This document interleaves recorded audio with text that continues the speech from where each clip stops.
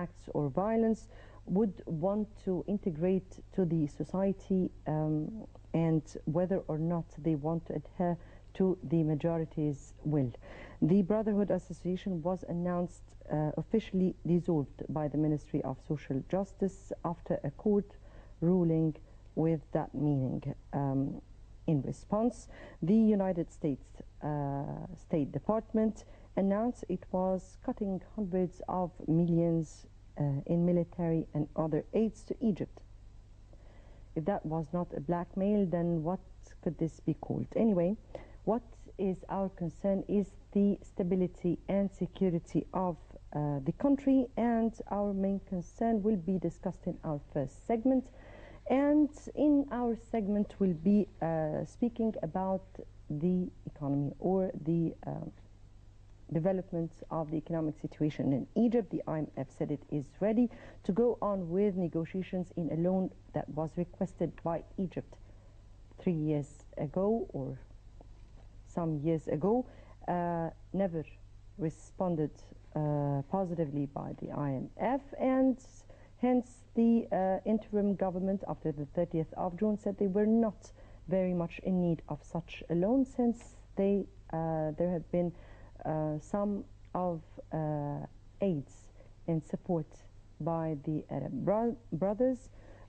On the other hand, the US, as I said it was cutting hundreds of millions of military and other aid, and the Gulf has already vowed that it would provide Egypt with any cuts that the Western could impose in order to pressure Egypt to go on the track, on a certain track. This will be discussing in our second segment. Before we delve into discussion, let me here introduce our guest in our first segment, Dr. Ismail Hamid, Islamic researcher. Thank you very much for joining us. Thank you.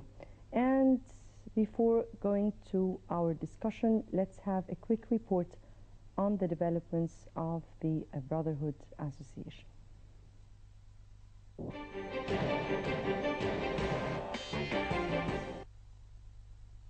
Social Solidarity Minister Ahmed al-Bur'i announced the dissolution of the Muslim Brotherhood Association, saying that the ministry was operating when the proper legal framework.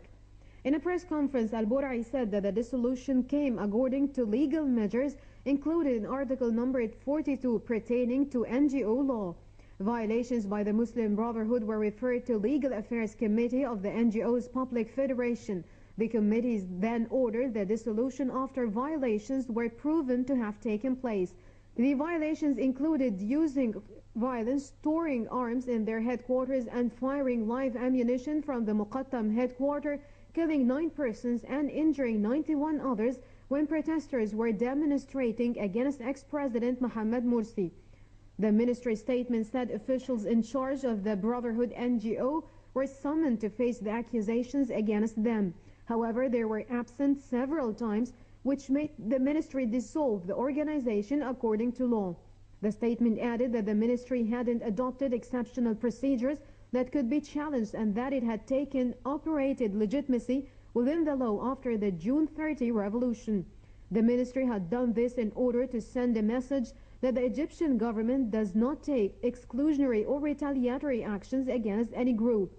The ministry added that the decision was based on a court ruling issued on the 23rd of September, which banned the Muslim Brotherhood and confiscated its properties. Interim Prime Minister Hazem al-Biblawi then decided to form a committee to carry out the decision and instructed al-Bur'i to dissolve the NGO. On Tuesday, the cabinet decided to remove the association from the registers of NGOs in accordance with the verdict.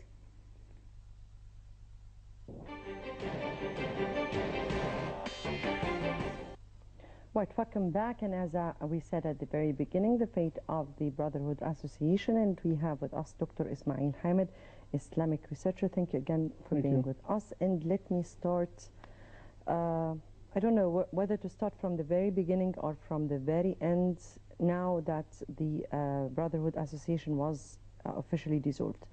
Let me have a brief idea on the start or the founding of the Brotherhood association from the very beginning? Yes. Thank you for your nice invitation. I think that we can say that the beginning of this association started with the birth of Hassan al-Banna in 1906. Hassan al-Banna, he was a primary teacher.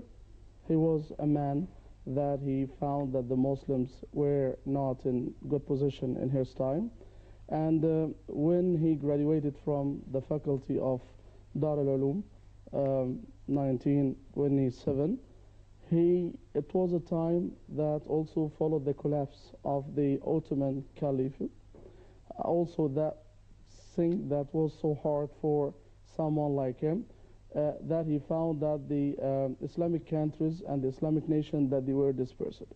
He had a good idea at the beginning, I should say that he would like to unite all the Muslim again after the collapse and the decadence of the Ottoman Caliphate. So he started to have that association or that movement that we call it now the Muslim Brotherhood, and it was officially declared in 1928. So we talk about nearly 85 years, the beginning of such movement. It started in Ismailiyah, which was the place where Hassan al-Banna was teaching as a teacher. So he was a very simple man, and he was a reformist, that we can say that. And basically, as the start, it was good idea for that, because he was depending on the teachings of Islam that mentioned in Sunnah and on Quran. Which yes, exactly. This is what I wanted to ask you about. On which exactly basis did he based his preaching or scholarship? Yes. As a preacher, he started from Quran and Sunnah. This is the beginning. It's okay. And as an idea, it's great and it's perfect for any moderate Muslim, and to have a reference from Sunnah and Quran. But the problem after Hassan al-Banna, the practice of the Muslim Brotherhood on the ground, that was so far of these ideas. Exactly. And let's turn to this. Yes. Hassan al-Banna started a very peaceful call for Muslims around the, not just in Egypt, but around the Arab world, and not and even worldwide, to unite. Yes. On the rulings of Islam. Yes. After which the Muslim, or he initiated, he founded officially the Muslim Brotherhood organization, but it was then there were no legal papers or legal status. It was secret movement. Yes, but he was very well known, and he had his own contacts, with very prominent figures, and we want to shed light on this part. Yes. Yeah, this is right for Hassan al-Banna himself. Also, Hassan al-Banna, he was against the secularists, that the people that they are so, or we can say that now, the liberals, but rebels, free liberals, that they have no limits for anything, that they believe that they have the right to do anything that they want. Hassan al-Banna, he does not like that style, to be so free to do anything, and for that, and that was spreading during that time. So Hassan al-Banna, he based his ideas for something like that. So I think we can feel that now between the problem between Muslim Brotherhood and the secularists and the liberals. Yes. That it is from the beginning that they have a problem between each other. Let me here return back, and after Hassan al-Banna, or during the era of Hassan al-Banna, and many other brands, they just dispatched from the Brotherhood organization, and they started their own brands. Yes. So can you tell us more details about? Yeah. The problem that, as I said, that it started as an idea for the Muslim Brothers as a peaceful and for reformation, to reform the society.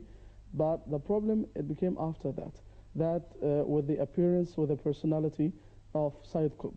Sayyid Qutb is considered to be the thinker and the philosopher of the Muslim Brotherhood after Hassan al-Banna. So he is more radical. He is more fundamentalist for him. So he wrote lots of books. One of them is called Ma'alim fi Tariq, that he wrote lots of things that he considers that the society where he lived, that it is a non-Muslim society or a disbelieving society. And here came the takfiri thoughts. Yes.